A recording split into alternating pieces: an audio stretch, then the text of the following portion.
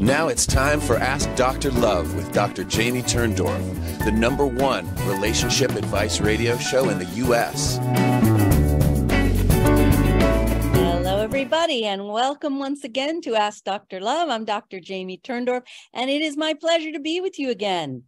So, do you keep ending up with a crappy boyfriend, girlfriend, or life partner?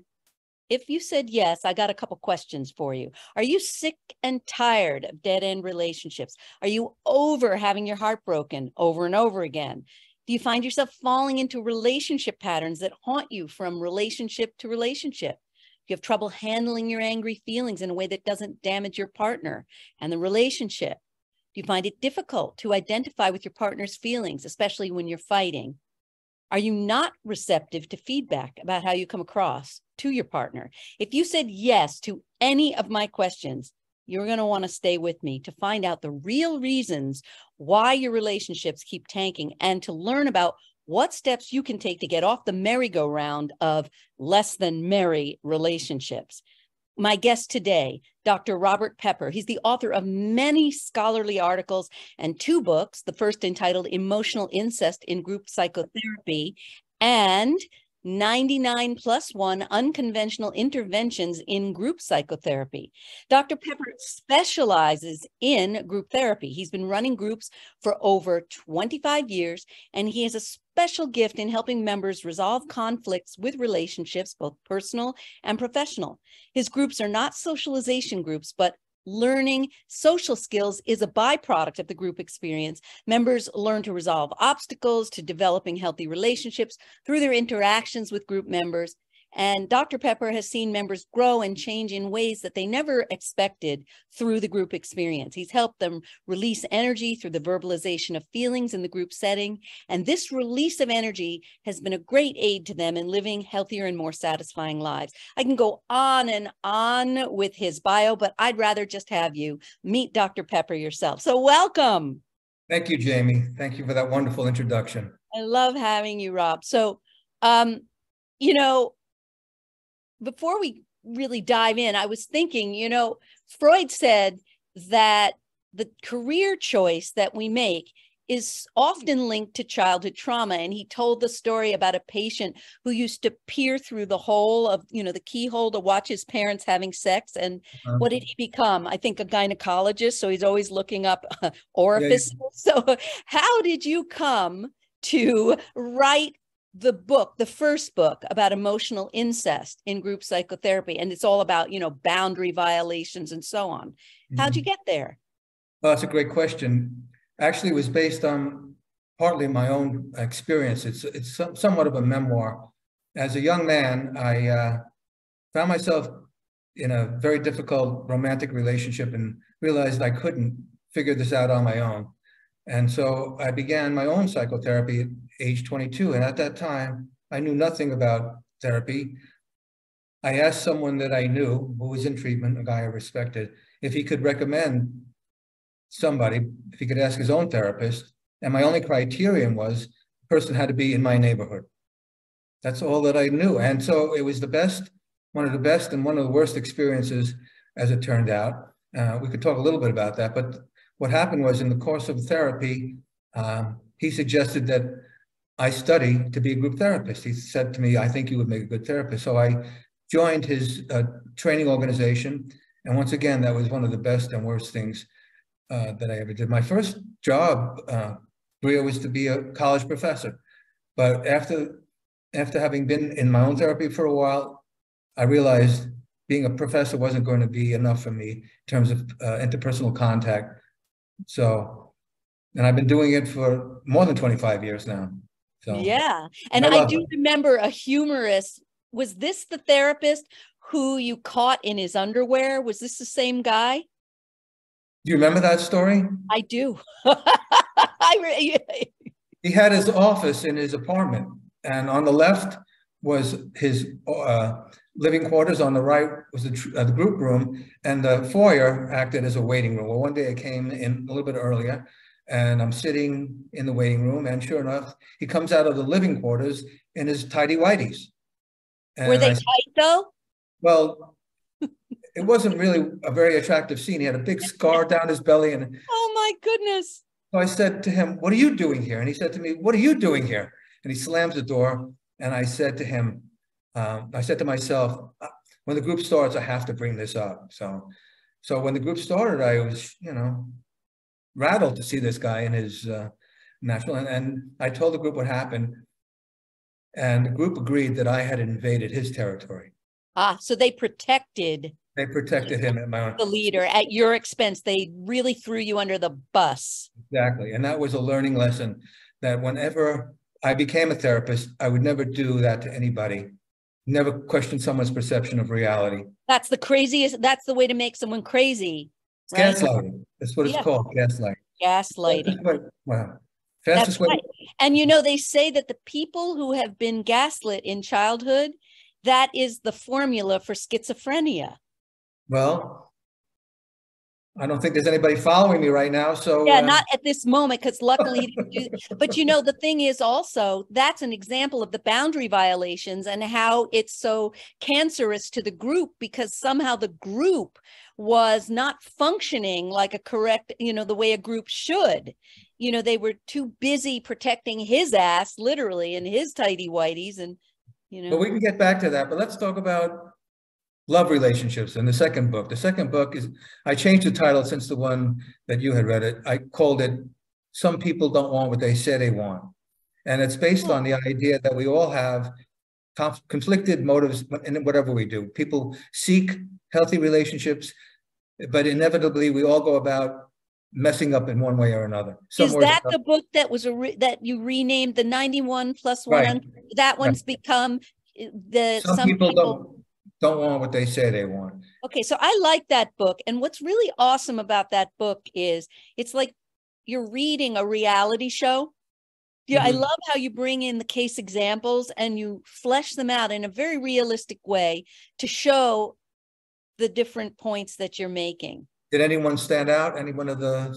They're all basically so many. And, so I thought perhaps you would like to talk about, the nitty gritty. That's like how your book begins, the nitty gritty of doing group therapy. But if you want to focus specifically on the group members, that's what you have at part A of the book, the things that you worked with and the interventions and how this connects to people's problems in forming relationships. Well, the thing was that when I started writing the book, I had initially been asked by colleagues. I've given talks through the United States and in Canada about my methods of working with group, and people said, where can we read more about this? So I thought, all right, right now.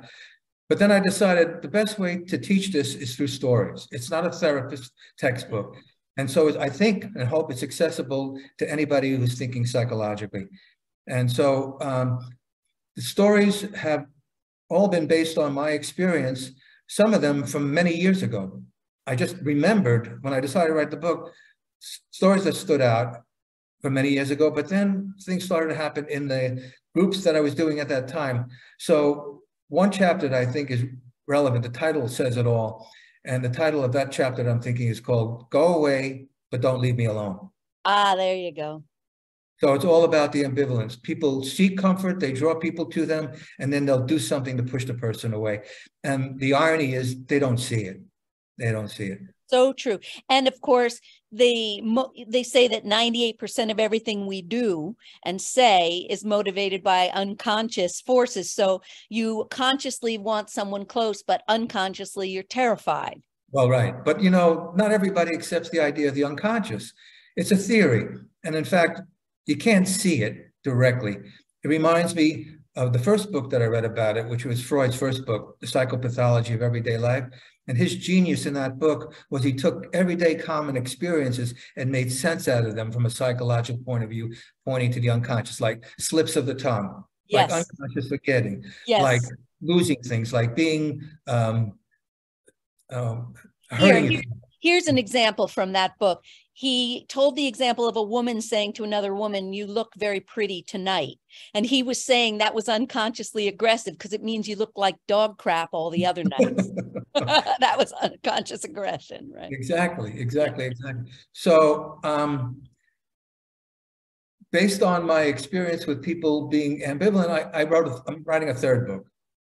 And this one, the working title is do you ever wonder why your romantic relationships end badly? So that's what we're talking about today.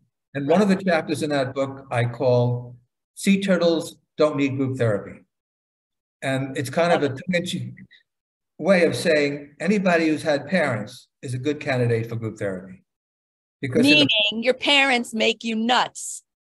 That's what parents do, right? Yes, that's their job, to make you nuts. Yeah. To some extent, look, I'd like to frame it as a continuum. Everybody has something, some people worse than others. But the idea that we're governed by forces that are out of our awareness is threatening to a lot of people. People don't want to see that. And that's why I think to some extent people gravitate toward the CBT kind of therapy, cognitive behavioral. But the reality is that emotions are not of the intellect. That's right. And so what you learn consciously may have nothing to do with how it affects your behavior. Absolutely. And there's a lot of research, right? People might have temporary behavioral improvements or attempt to change their cognitive, thinking, but they don't do well in the long run because the underlying unconscious factors, the traumas that trigger our thoughts and feelings, our thoughts and our actions, if you don't address the emotions and the deformative years trauma, you don't really get better. There's a recent article in the British paper called the journalist The Guardian, and it talks about recent research that shows that positive gains through CBT kinds of therapy, cognitive behavior, dissipate over time. That's but gains made through analytic treatment tend to last. That's it, because it's more of a structural thing. So let's talk about the things you've noticed in the group members, right? That gave you clues as to why they kept unconsciously choosing bad relationships or getting stuck in bad relationships or what they thought were bad relationships. What was their role? All right, that's a very good question. But before I do that, I want to back up a little bit and say, when people come to me for therapy, they usually want individual therapy, and they come with a combination of anxiety and depression. And they don't want group therapy because, frankly, they think the group is going to be like their first group, the family of ours. And who wants to repeat that? They're right. That's right. So it's if they, in the screening interview, they say anything that suggests to me that they're having problems either professionally or personally, I'll plant the seed and say, well, a group can help with that. Good. And I don't trust anybody who comes to the first session too eager to join a group, because to me, usually those people are thinking that group is going to be like a dating website and they're going to hook up with somebody. You said it before, therapy is not social, it's work. And it takes a long time to understand what the patterns are. For example, I had a situation where I saw a woman for about a year in individual therapy. And her initial complaint was that she saw herself as being mistreated by her wicked stepsisters. And for a year, she complained bitterly about how they treated her. Any attempt I made to get her to see, well, maybe you had something to do with it, she just dismissed out of hand. So after a year, I said to her, I think group could help. And she was reluctant, but she trusts me enough. So she joined one of my groups. Jamie, do you know, within the first 45 minutes, she verbally abused every woman in that group. There you go. And I said to her, I think it's best if you just sit and listen quietly for a while. But what I was really thinking is, if you keep this up, I'm going to have to remove you on your first night. You can't do this in a group. I learned more about her in the 45 minutes in that first group than a whole year of individual therapy. What do you think of that? Yeah, the thing is, I think that's part of also why people are afraid to join group, because you're going to be exposed in a different way, because when you're one-on-one, you can tell your little story, your script, and the therapist will say, poor you, and you're a victim. And you go into the group, you've got a public audience to whatever your shtick is. And it's harder to hide. Everybody has everybody has a spin of their life, for better or worse.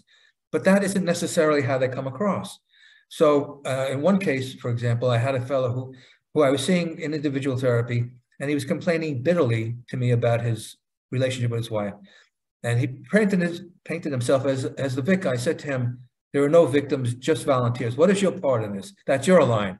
I remember getting that from you many years ago. I said that there are no victims, only volunteers. Oh, yeah. Okay. So the next night I saw him with his wife, and don't you know, when she came in, she told a story of how he had been provoking her, and then it all made sense.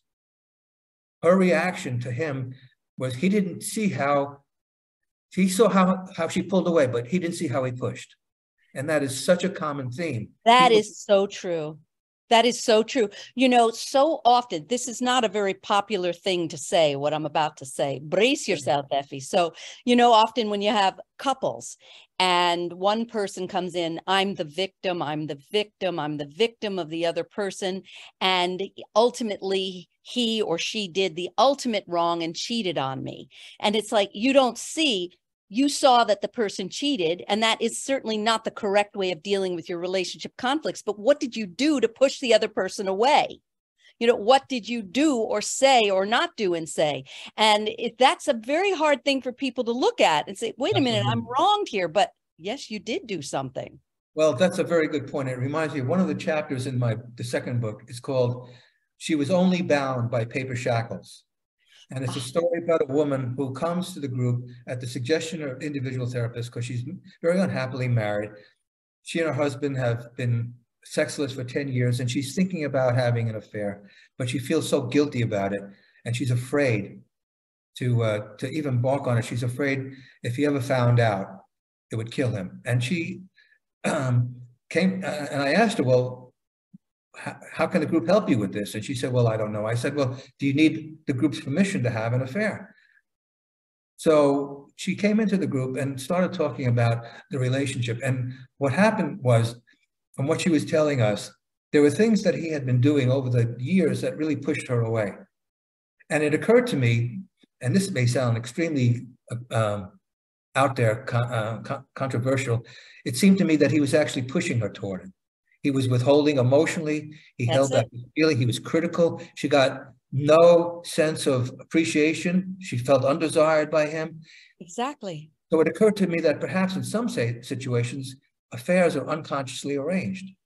Yes, and I do think that there's also an unconscious permissions, you know, like with the computer, I'm the doer, I'm the doee, and there's something about him saying, I'm pushing you away. You know, and I want you to be the one who does the cheating. And it's all unconscious. It's totally unconscious, you know. But the thing that happened in the group that I talk about, the group, was that she got a lot of support, particularly from the men, to go forward with this affair.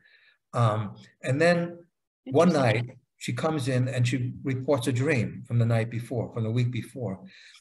Dreams are very important in both individual and group therapy, but when they're presented in group, I have a different way of treating them than an individual. When someone comes in with a dream, an individual, I ask them three things. What happened the day of the dream? What do you think the dream means? And what was your feeling in the dream? And that's very fruitful. We can get into that if you want. But in the group, when someone presents a dream, what I say to the group is, what is the unspoken message to the group from this dream? So she comes in with a dream that the night before, all the men in her life who loved her, dead and alive, came to her and told her to go for it. Go for the affair. And she came in so thrilled. So when she told the dream to the group, I said, well, what's the message to the group? I said that there. She said, well, I don't know. Well, then I said to the group, anyone know what it means? And one of the guys in the group said, yeah, she's getting permission from the group.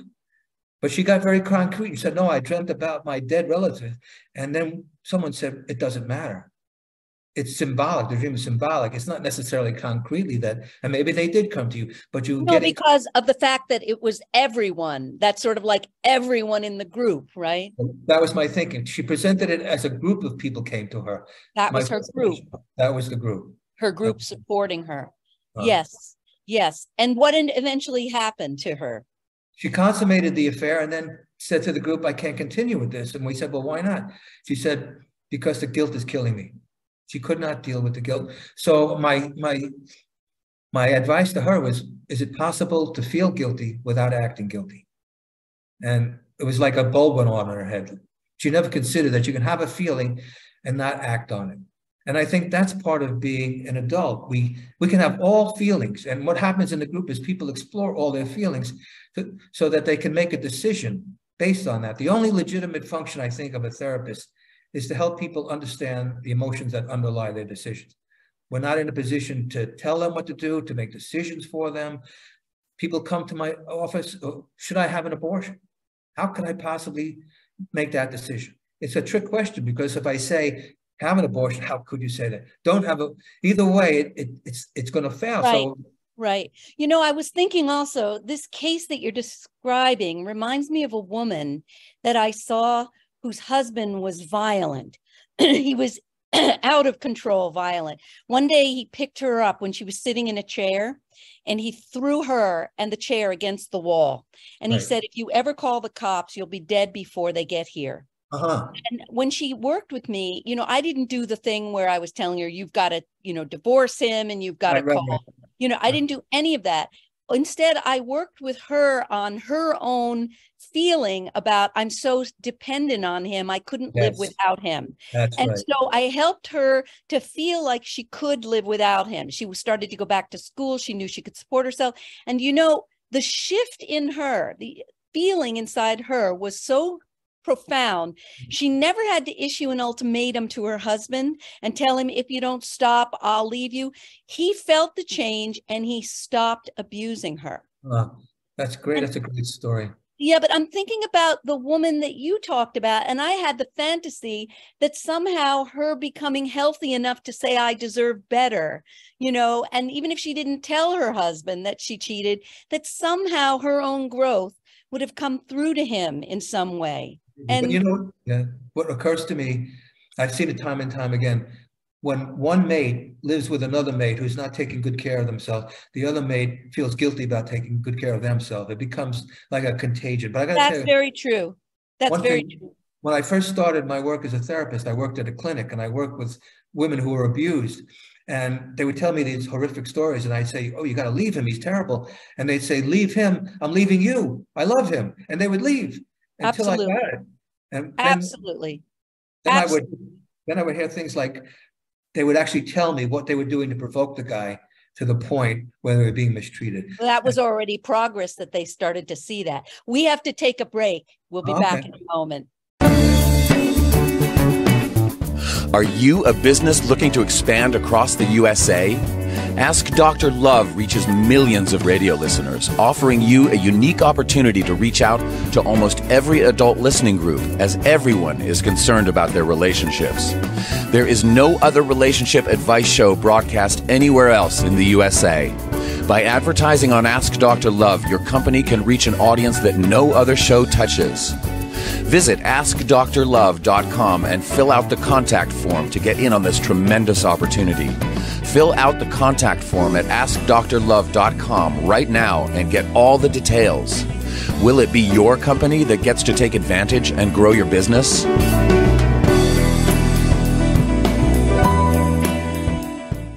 Want to save money on your next flight? Then pick up the phone and call, because the best prices are not online. See, SmartFares has special deals with the airlines. When they have unsold seats, they use SmartFares to fill them. So you get airline tickets at ridiculously low prices. With the extra money you'll save, you can book another trip or treat yourself to dinner. Call today and get the best price on your next flight, guaranteed. Also, save up to 50% off business and first class tickets. You're listening to Ask Dr. Love with Dr. Jamie Turndorf. If your heart is still hurting over the bodily loss of your loved one, the reason is simple. We're not meant to be separated from those we love, and reconnecting is the only way to end the grief. But reconnecting and staying connected requires guidance. As a gift to her listeners, Dr. Turndorf is offering a limited number of discounted grief relief sessions to help you reestablish a relationship with loved ones in spirit and resolve any unfinished issues. If you're ready to experience the healing and joy of reconnecting, visit drjamieturndorf.com/grief relief to schedule your session. But don't wait, space is limited. Visit drjamieturndorf.com/grief relief to find out more. And now, back to Dr. Turndorf. Welcome back to Ask Dr. Love. I'm talking with Dr. Robert Pepper. But Rob, this is the case to say, thank God you don't have an enlarged prostate. Because when you go for a pee break, and I'm thinking, oh God, I hope he's back in time. So I got to tell you a story. Can I tell a story? Yeah. Some years ago, I saw a woman of individual therapy after her second divorce, and she came in because she couldn't understand what was going on in her life. It was the second time. She said when she was a young woman at 18, she married a guy who was a raging alcoholic. And in fact, as they're walking down the aisle to get married, he says to her, after we get out of the church, I'm going to beat you up. And he proceeded to beat her up. So she stayed with him. She stayed with him until she got enough strength to leave him. And then she swore that she would never get involved with an alcoholic again. So she dated a guy, complete teetotaler, didn't drink, didn't smoke. Within 2 years, he was a raging alcoholic. So I thought, did she drive him to drink? But what occurred to me is that for some reason, this woman needed someone who was out of control. And so I asked her, why do you need to be with a man that was out of control? And bingo, what happened was she told me about her family. Her father was a raging alcoholic. Every brother was a raging alcoholic. This is what she knew. And that's the repetition compulsion. We repeat. I can't believe you're saying this, because while you were taking your break, I thought, let's come back and talk about the repetition compulsion. And you just did it.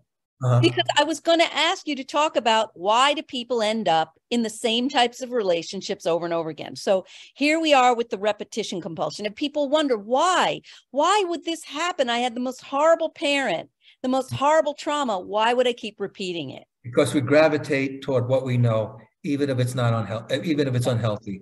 The status quo resistance is what right. That familiar pain is preferable to the unknown.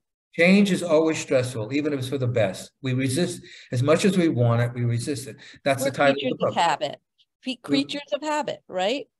We resist it.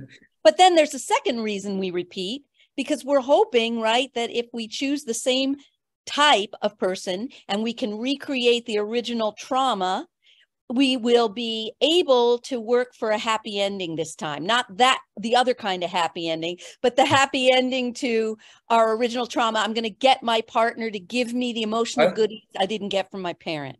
What's wrong with the other happy ending? But that's a different kind of happy ending than the one we're talking about, right?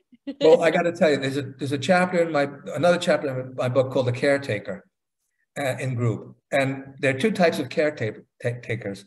But you both have to do with early experiences with mothering.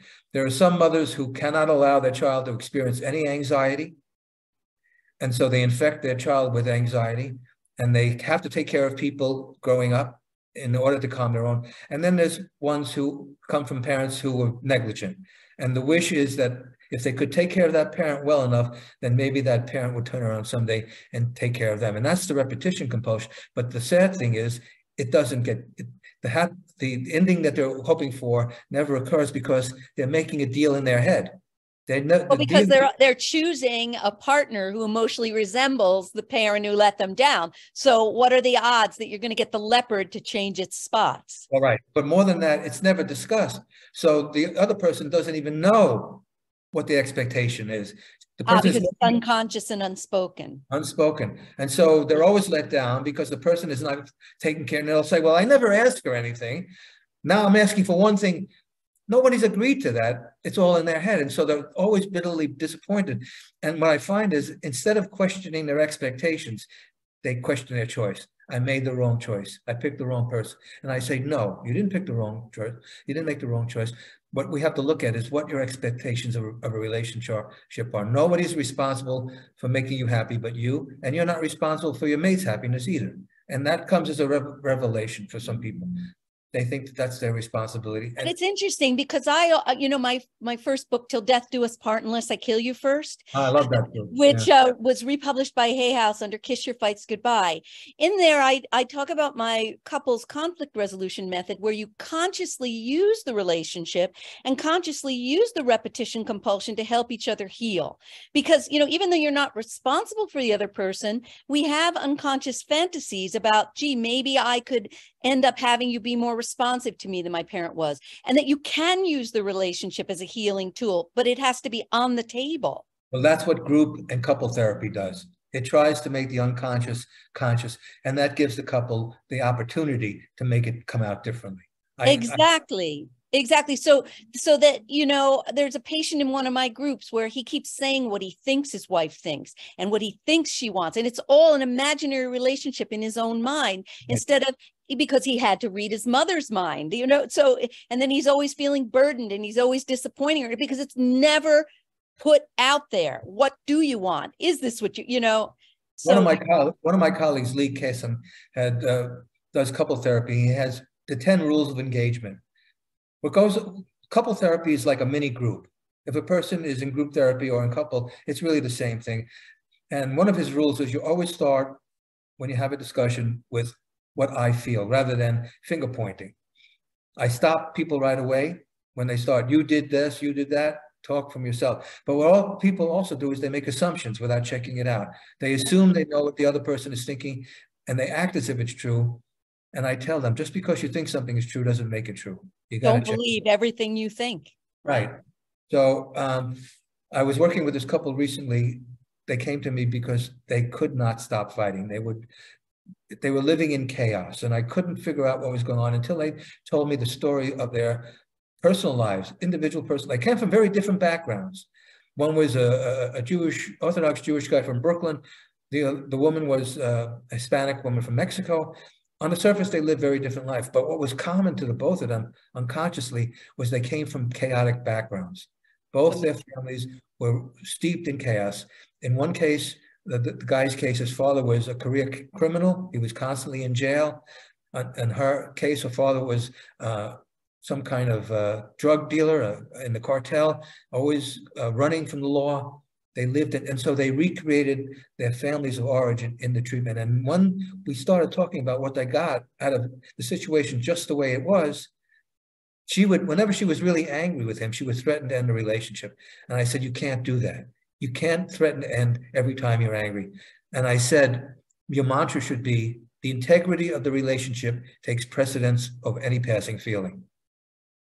Say that to yourself. Integrity, you can feel as angry as you want, but don't act on it because it creates even more. Until they were able to own what they were getting out of the chaotic background, then things started to improve. Then they could talk to each other where they could have a disagreement without fighting. She stopped threatening to leave every time she was angry. He stopped provoking her to get angry. Tremendous work, because you really helped both of them develop a longer fuse, more impulse control. Don't say everything you think. These were necessary shifts. And so they ended up in less chaos. Well, but the other part of it is they allowed me to take control of the situation. People who don't allow me to take control get up and leave. And literally, I had one couple who came in fighting bitterly. There was an affair involved. They were hurling insults at each other. I said, if you don't stop hurling insults and start talking your feelings, I'm going to have to end the session. They wouldn't do it. Yes. I asked them to leave. You had to leave. This is not I know. Rob, I had a couple that was in my office when I was in Millbrook. And they were verbally beating the crap out of each other, taking turns. And I said, you two abuse each other. This is what you do. So they, what? Wait, you look like you're distracted. What happened?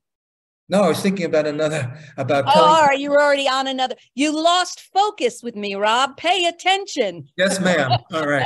Good.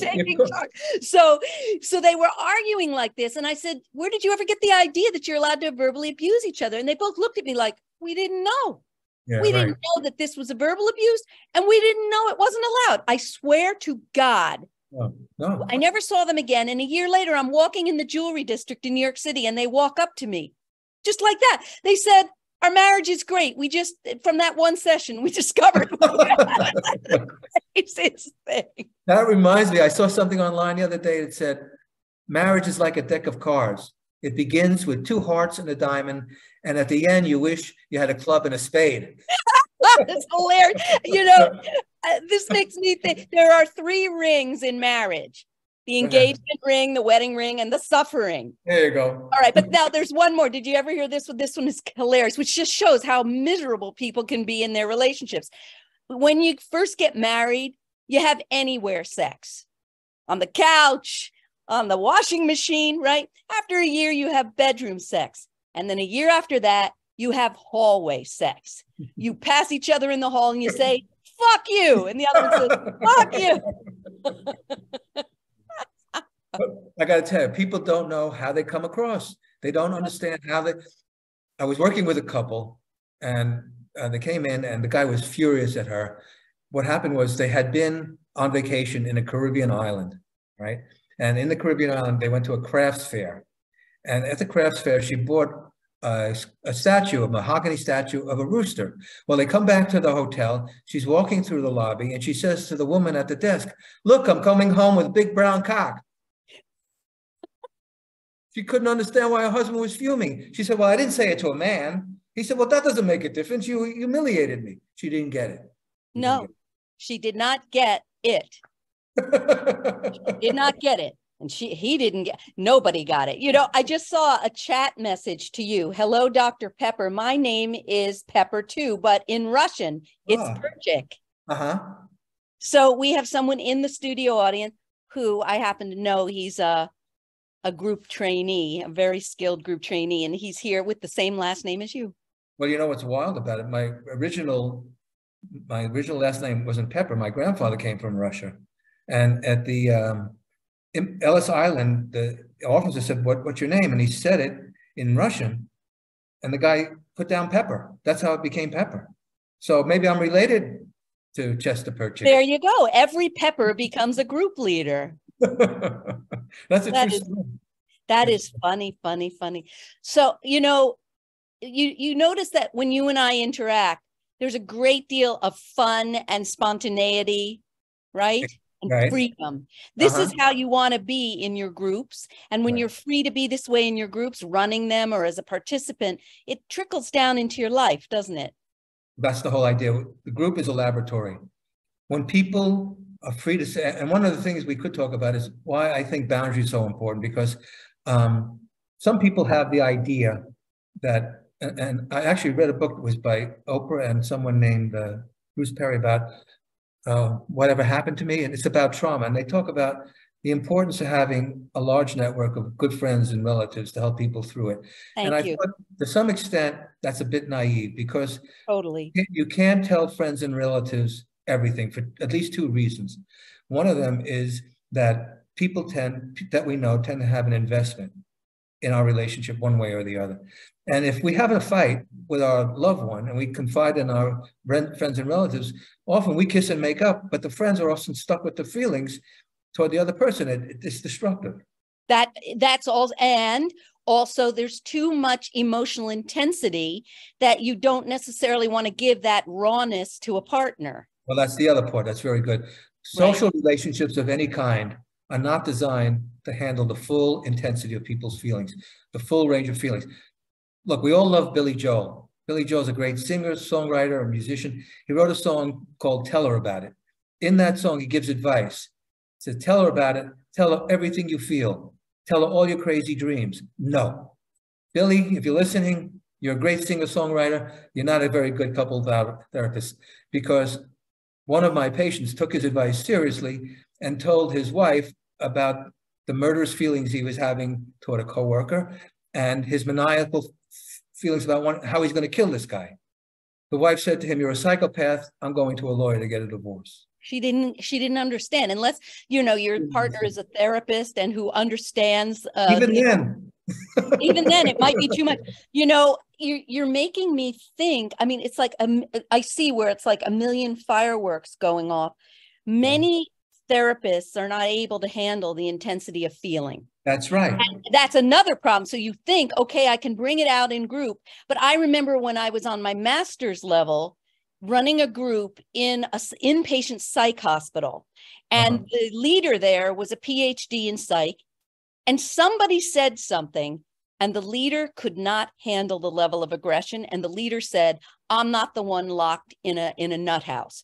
And I was so horrified to see how the leader attacked the patient, you know, because, and, you know, a lot of times therapists don't have the proper training. They don't have the capacity to handle the intensity of emotion. That's right. One of the things a student should learn in their becoming a therapist is how to manage their own aggression. Absolutely right. And you know what? Lou Ormont, the founder of modern group psychoanalysis. I've heard of him, yeah.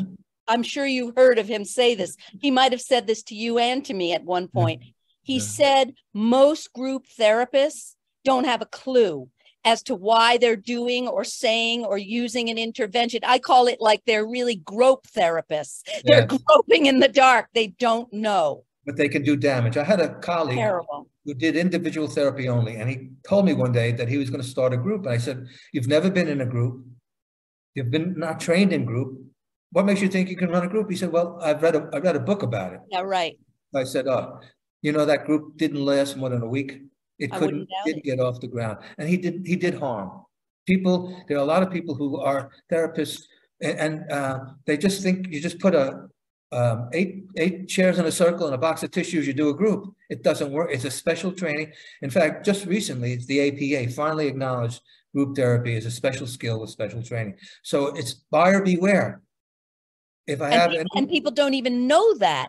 And, you know, and I think also people get ideas about what group is from TV and movies where they see people verbally attacking each other and assaulting each other. And they think, I don't want to go into a group. I mean, I got abused like that as a kid. I don't want that in a group. Well, look at Nurse Ratched in One Flew Over the Cuckoo's Nest. If that didn't turn off millions of people to therapy, people have no idea what therapy is like from watching TV and movies. And frankly, you can't know until you've been in it. But it has to be with someone who knows what they're doing. And if I'm say anything that anyone takes away in the audience, if you really have issues with relationships, individual therapy can help to a point. In individual therapy, people come for attention. In group, people come to heal relationships. Absolutely. And relationships with yourself and with others, right? Yeah. When we come back from the next break, how about if we talk about the specific kinds of snags people get into, you know, where they say, oh, I have a crappy boyfriend, I have a crappy girlfriend, I have a crappy marriage, and it happens over and over. The common snags people get into, and maybe we could talk about little clues about what they might be doing, right, with that particular snag. Like, oh, I'm always abandoned, or I'm always rejected. Do you see where I'm going? Absolutely. All right, let's take a break. We'll be back in a moment. Are you a business looking to expand across the USA? Ask Dr. Love reaches millions of radio listeners, offering you a unique opportunity to reach out to almost every adult listening group, as everyone is concerned about their relationships. There is no other relationship advice show broadcast anywhere else in the USA. By advertising on Ask Dr. Love, your company can reach an audience that no other show touches. Visit AskDrLove.com and fill out the contact form to get in on this tremendous opportunity. Fill out the contact form at AskDrLove.com right now and get all the details. Will it be your company that gets to take advantage and grow your business?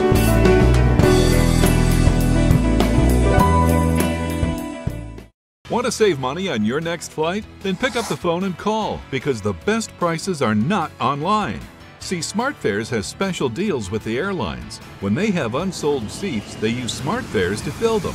So you get airline tickets at ridiculously low prices. With the extra money you'll save, you can book another trip or treat yourself to dinner. Call today and get the best price on your next flight, guaranteed. Also, save up to 50% off business and first class tickets. You're listening to Ask Dr. Love with Dr. Jamie Turndorf. If your heart is still hurting over the bodily loss of your loved one, the reason is simple. We're not meant to be separated from those we love, and reconnecting is the only way to end the grief. But reconnecting and staying connected requires guidance. As a gift to her listeners, Dr. Turndorf is offering a limited number of discounted grief relief sessions to help you reestablish a relationship with loved ones in spirit and resolve any unfinished issues. If you're ready to experience the healing and joy of reconnecting, visit drjamieturndorf.com/grief relief to schedule your session. But don't wait, space is limited. Visit drjamieturndorf.com/grief relief to find out more. And now, back to Dr. Turndorf. Welcome back to Ask Dr. Love. I'm Dr. Jamie Turndorf talking with Dr. Robert Pepper. We're having a great conversation. And I suggested where we might go in the final segment. Well, one of the things that came to mind on the break was that very often people don't know how to have a fair fight. Fighting is inevitable in a relationship. There's nothing wrong with fighting as long as it's what I call designed toward positive, constructive dialogue. And the first I mentioned before is always start with I feel statement. And the problem is that a lot of people don't know the difference between a feeling and a thought. I remember when I was in a therapy group many years ago, a woman said to me, I feel that you're crazy. she said to me. And I said, well, you know, you may be right, but that's not a feeling. And in that group, the therapist was intact enough to support me. And so as soon as someone says, I feel that, they're off a feeling. I feel angry, I feel hurt, I feel abandoned. Those are feelings.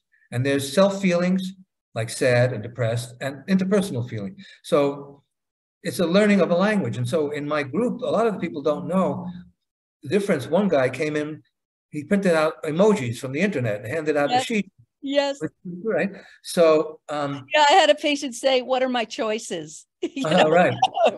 But I want to just for a little moment, this is a subtle nuance, but when you have a partner, someone you're intimate with, who is very fragile,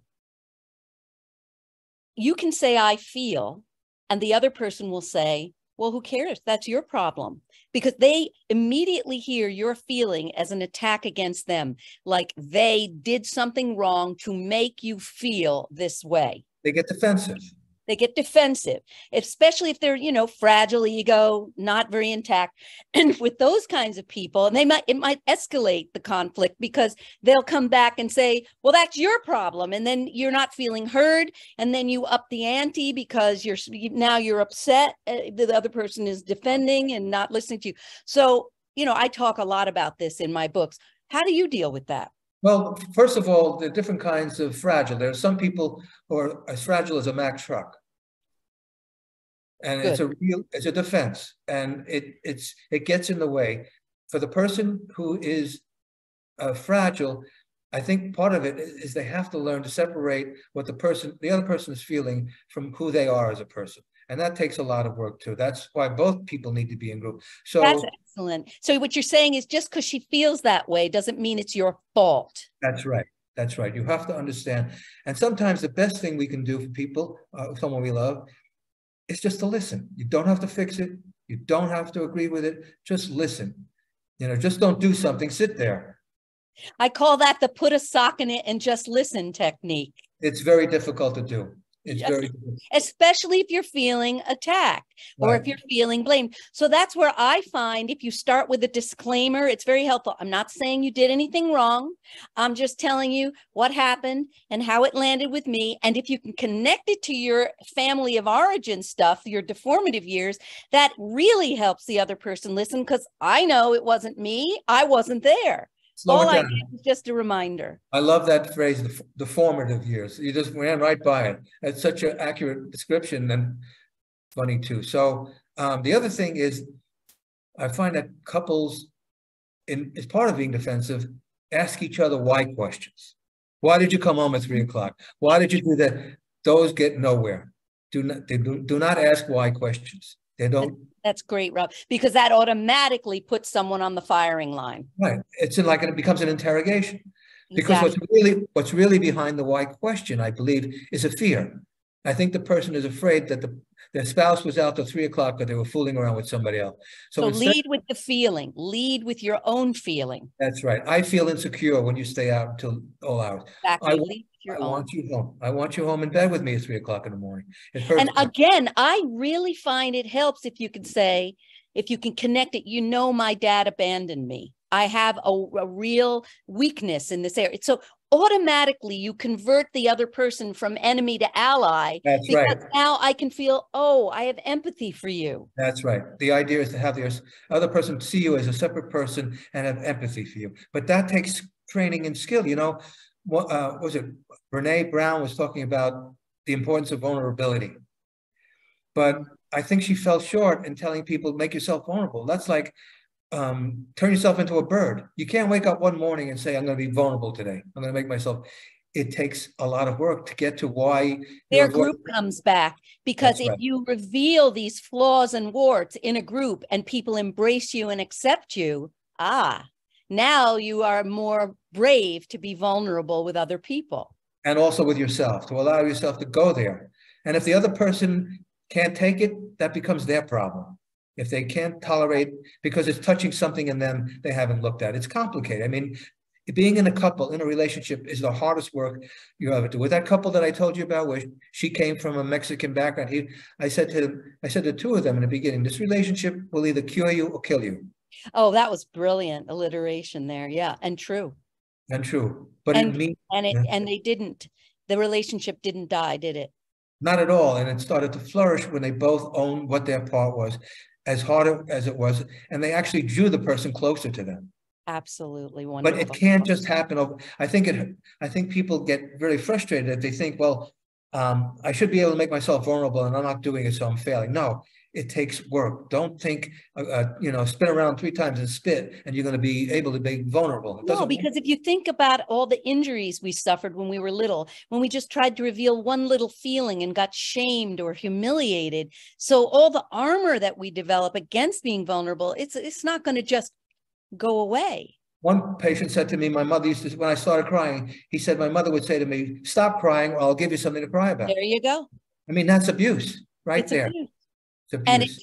And I've had patients say that, and then they just said, I never cried again, and there it is. I'd never show anybody anything. I know people have actually shut down. I don't think anybody comes out of childhood without some trauma.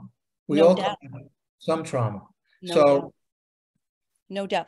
So in the last couple minutes of the show, I want to make sure everybody knows how to find you. And perhaps you also have one parting message for everyone. And then, of course, you'll come back when your next book is out. You'll come back. So go. I'd love to.